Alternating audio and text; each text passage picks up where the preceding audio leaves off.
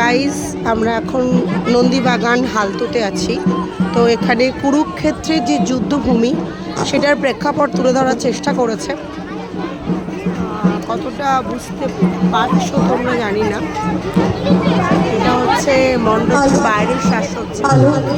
আর এখানে মা পুরো একদম সাবেকি মা, সনাতনী মূর্তি। তোমরা জানিও তোমাদের কেমন লাগলো। সকলকে জানাই শুভ ষষ্ঠী। আমি প্রথমে একটি